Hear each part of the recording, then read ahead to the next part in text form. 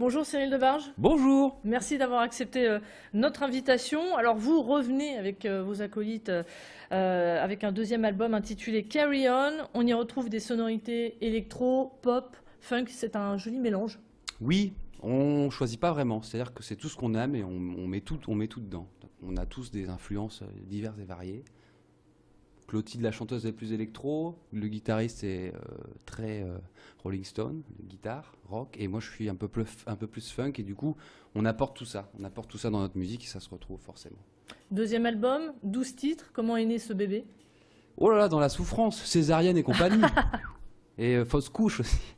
Non, je déconne, mais ça a été compliqué dans le sens où on avait fini d'enregistrer, on a perdu le disque dur parce que Thomas s'est pris un bout de plâtre sur la tête et s'est tombé sur l'ordinateur et ça a cramé le disque dur alors que l'album était fini. Donc on a dû tout enregistrer en 4 jours dans un Il fallait avoir studio. une bonne mémoire alors, hein. Ouais, après les morceaux, une fois que c'est écrit, on les connaît par cœur. Aujourd'hui, je peux vous chanter toutes les chansons de l'album là. Si on a 45 minutes, je vous les fais a cappella. Non. L'idée c'était de tout enregistrer dans l'urgence et c'est aussi pour ça que cet album-là sonne peut-être un petit peu plus direct que le précédent qui est un peu plus détaillé dans les productions. Là, on n'a pas vraiment eu le choix. C'était 3-4, on enregistre dans le studio. 4 chansons par jour, donc ça Il me n'existe semble pas que vous ça. les avez écrites en tournée. Ouais, alors par contre les chansons on les a écrites à chaque moment de vie qu'on a ensemble ou des moments qu'on a d'ailleurs seul et on les ramène, on propose les idées au groupe. Moi j'ai toujours un petit dictaphone, j'enregistre plein d'idées puis on écoute ça, on fait ah ouais, ça c'est pas mal et puis on se met à bosser dessus. Et à contrario du premier album, sur celui-là on s'est donné la ligne de conduite d'aimer l'idée dès le début. Que ce soit celle de Thomas, Clotilde ou la mienne, il fallait que les trois aiment l'idée avant de commencer à travailler le morceau. Et ça c'est aussi une grande différence, c'est aussi peut-être pour ça qu'il y a encore plus de spontanéité et de... Beaucoup de désaccords aussi, s'il faut être... Ah bah il y a des trucs qui sont restés sur le bas-côté, hein. On a un petit stock à la maison, là, si vous cherchez des musiques, il nous en reste. Pourquoi le nom de Carry On pour ce deuxième album? Alors, Carry On, parce que c'est déjà un morceau qui était sur le précédent EP et ça nous faisait marrer de mettre le nom de l'album d'un morceau qui n'est pas sur l'album et qui existe dans la discographie. Ça c'est parce qu'on aime bien faire les choses un petit peu de traviole, ça nous fait toujours rigoler.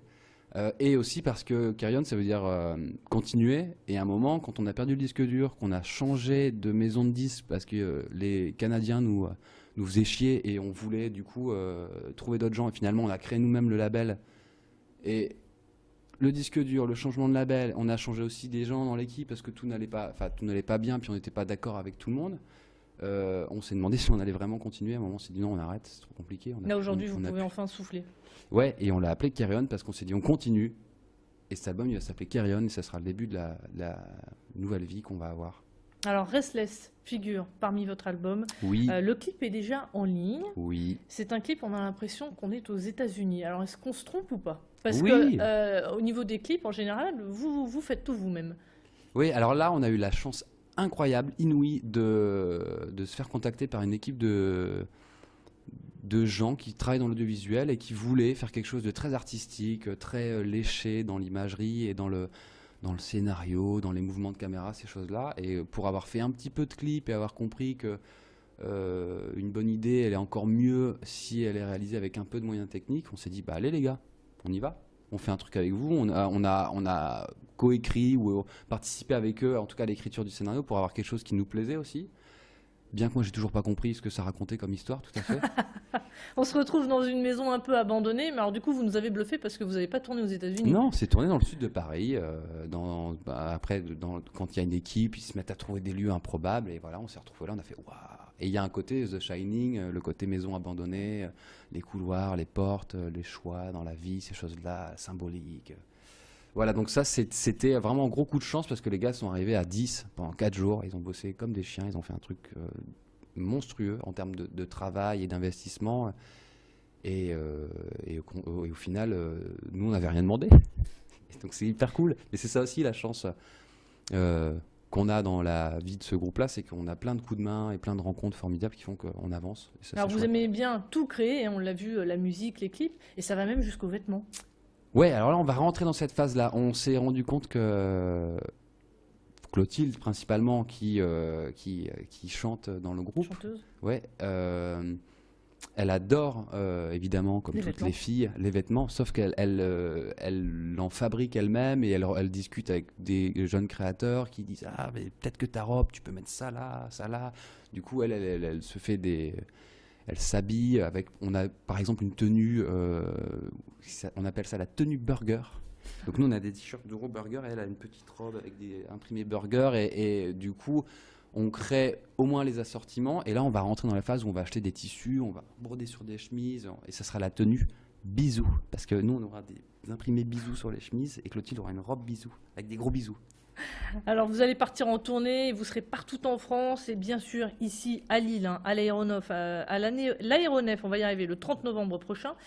Ça fait toujours quelque chose, j'imagine, de jouer chez soi. Oui, ça fait quelque chose Alors, on dit que les Lillois, le public lillois est différent. C'est vrai ça ou pas? Nous on est Lillois alors est-ce qu'on est Est-ce que vous voyez une différence vu que vous partez en tournée? J'ai vu qu'il y avait même des dates prévues en Suisse. ouais Suisse. Est-ce qu'il y a une différence entre les différents publics? Je pense qu'à Lille, il y a la proximité avec Londres, la Belgique, Bruxelles, et les gros groupes s'arrêtent à Lille. Quand ils font le long de Paris, ils s'arrêtent à Lille parce qu'il y a le public, il y a les salles. Du coup, il y a un public qui a une exigence assez pointue. Et vous avez l'exigence justement de Ah bah nous, de jouer on donne chez vous. toujours le meilleur, que ce soit Nevers, La Roche-sur-Yon, Lille, Moscou, Paris, Berlin, on donne toujours le meilleur. Bon après, on s'en sort plus ou moins bien. Mais non, à Lille, ce qui est un peu compliqué à gérer quand on est sur scène, c'est que quand on donne de l'énergie à des gens, à un public, et qu'on la reçoit parce qu'ils lèvent les bras, ils sifflent, quand c'est des gens qu'on connaît pas, c'est plus facile à prendre que quand c'est sa mère qui siffle et qui fait hey. Donc ouais, ça nous déstabilise dans le sens où tous les gens des premiers rangs vont être des amis, des gens qui nous aident et nous supportent. Et quand ils vont nous regarder avec leurs yeux, parce que c'est comme ça que ça se passe, même à Lille, on va forcément recevoir autre chose que de l'énergie. Il y aura forcément des souvenirs, et donc ça c'est compliqué à gérer. Mais bon, c'est compliqué à gérer, ça va. La presse dit souvent que vos chansons sont le reflet de votre enfance. Vous êtes d'accord avec ça?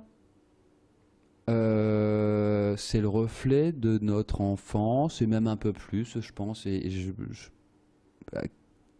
Quel artiste n'aurait pas cette explication de sa musique? Parce que je pense que c'est aussi une manière de mettre en note les sensations, les sentiments qu'on a pu avoir tout au long d'une vie. Et c'est vrai que dans cet album, il y a des moments très joyeux, des moments très tristes, comme on en a tous dans la vie. Donc ouais, c'est un peu ça, ouais, clairement. Merci beaucoup Cyril Debarge. De Une rien. date à retenir, en tout cas, c'est le 30 novembre prochain à Non, l'Aéronef. aujourd'hui, c'est la date à retenir, c'est aujourd'hui, c'est mon anniversaire. Ah, c'est votre anniversaire. Ouais. Alors, joyeux anniversaire.